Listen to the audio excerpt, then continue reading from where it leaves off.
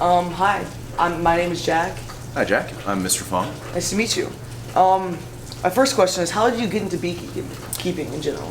So I got into beekeeping about 10, 11 years ago. I had a friend who was a beekeeper and would invite a number of people over for the, the honey part of it. And so we would go out, they would collect the frames, and then there'd be like a dozen of us there cutting the caps off the frames, and then he would rent one of the centrifuges, and so we would crank that, and we would centrifuge out the honey, and then we would collect it, and then we would each get a little bit of honey from that. But it was just a fun experience. Yeah. And then from then, that same friend, he had an extra hive, and so I told him I'd been interested in beekeeping, and so he asked if I wanted that hive, and I said yes, and so I got started with that. Yeah, that's awesome.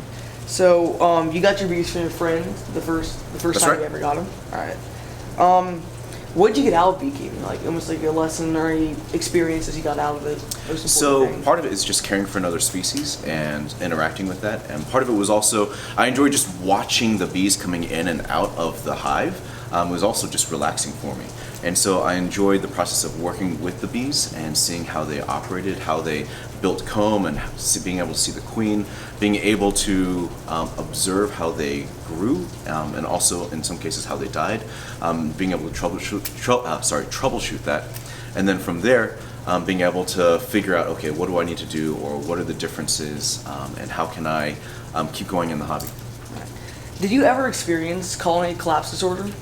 So colony collapse disorder is really difficult to speak about in that regard, just because colony collapse disorder, or CCD, is a confluence of factors, and so it's not just one thing per se that is the cause of it. And so I did have both of my hives collapse at home. This was about 8 years ago at this point. And so before they fully collapsed, I did notice that one of the hives, some of the bees had deformed wing virus. The other hive was low on honey, and then also because I'm in a residential area, I know that there are other, not families, well, there are other properties that are spraying. So we have like apartment complexes, we have single family homes, and so because the bees can fly upwards of 3 to 5 miles, I know that they're going to be exposed to herbicides and pesticides and other contaminants. So there are those chemicals, the pesticides and herbicides that they're exposed to. There are also a lot of other pests that they're exposed to. So I also noticed that I had a number of small hive beetles, and then also I had wax moths in my hives. And by the time you notice those, the hives are actually already so weak that they are on the way to collapsing. So I definitely had 2 hives that I had at home that eventually collapsed. If people Hang want on just a second, Jack. Make your microphone off your chest again. Okay. It wants to go that way. Rich wasn't in the frame for most of this. Do you want me to? I've got him. Okay. Jack, you mean? Yeah. Yeah, I want you mostly on Mr. Fong. Okay. I've got Jack, so we can cut it up however we want. Okay. That's the beauty of having 2 cameras. Every now and then I get both of them, but mostly we're one-on-one. Okay? All right, so you ready? You know what you're going to say? Yes. That was a great answer. Hopefully we don't have any squishy, like, wiggly Jack sounds on the mic, but I think we're okay, because he's got a mic going That's right. too, so. All right? So if someone wanted to get into beekeeping, what was some precautions people should take to defend their beehive or kind of keep it from collapsing? So the first thing I would say is if you're interested in getting into beekeeping is get checked to see if you are allergic to bee stings, because so I am not allergic, but I still got a prescription for an EpiPen just in case. When I was beekeeping, the most stings I got at one time was probably in the range of 15 to 20 full stings, and I was fine, but I was always cautious about the possibility of having an anaphylactic shock reaction to being stung. So the first thing I would recommend for people to do is to go ahead and get an EpiPen and to keep that on hand, so either in their pants or in a bucket, something that they might have with them. But as far as other precautions go, for beekeeping nowadays, it actually requires a lot more intentionality and time, and you also have to treat them well in terms of, so the treatments that you need to do are more chemical based at this point.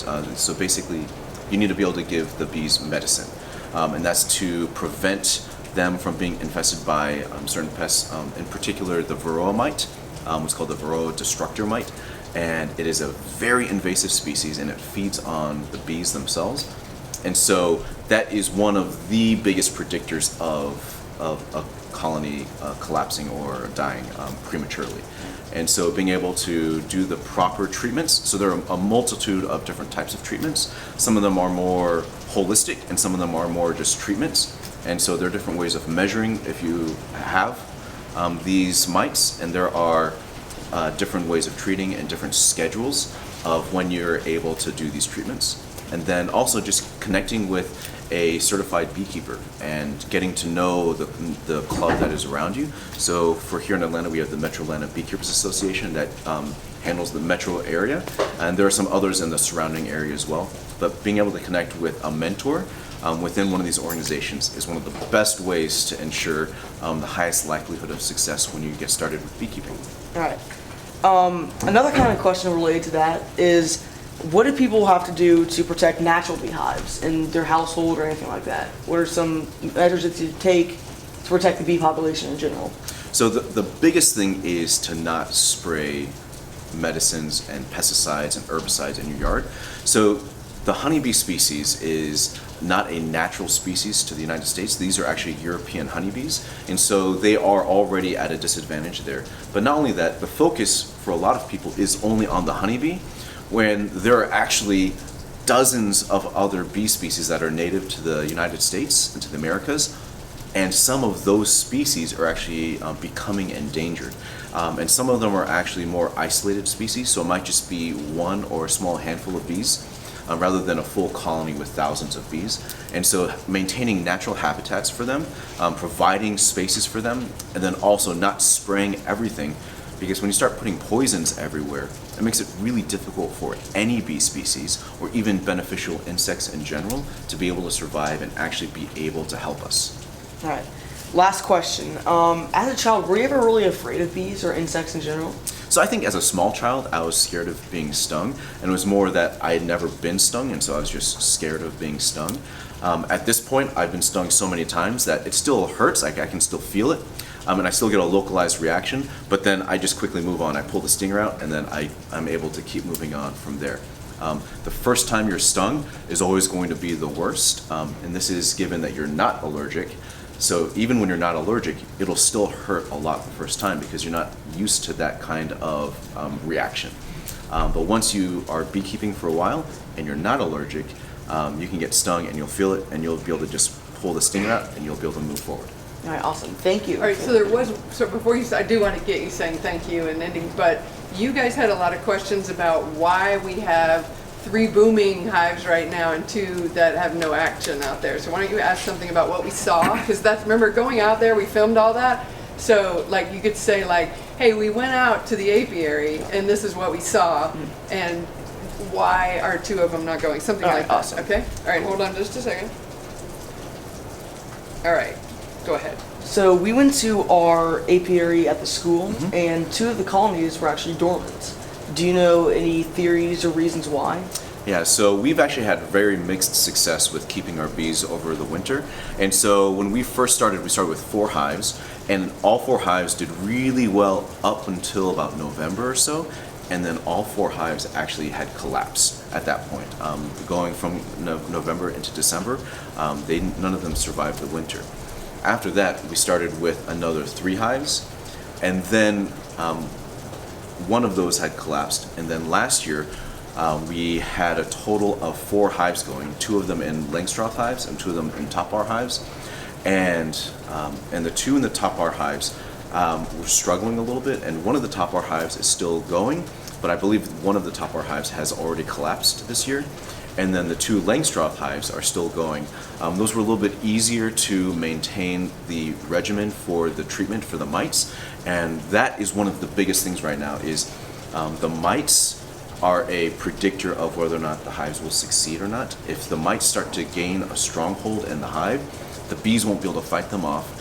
And what the mites actually do is they weaken the hive. So they prevent the larvae from fully developing into adult bees, and then they get weaker and weaker so that they can succumb to other diseases, and then also so that they don't have as many foragers to be able to get the pollen and the nectar that they need to be able to overwinter well. And once the hive starts to decline and they're not able to maintain their strength and their health, they just are not able to survive, in particular over the winter. One of the difficulties in the Atlanta area in particular is our timeline for nectar production, like the nectar flow that we have in Atlanta, is roughly only about 6 weeks in the spring to early summer. And so the bees need to collect all of their nectar and make it into honey within those 6 weeks, because after that, there isn't much that blossoms nearby where they would be able to pull nectar from. And at that point, if you can't get nectar, you can't make honey, and you don't have your carbohydrate support so that you can actually survive through the winter. So, when we went to the apiary, the white ones, That's right, the Langstroth hives? Yeah, the Langstroth hives, they both looked completely active. Is it normal for them to be super active during the collapse? So those two did not collapse. So during the winter time when it's cold, they tend to stay inside their hive. The time that you guys went out, it was on a warmer day, and so what they will do is they will wait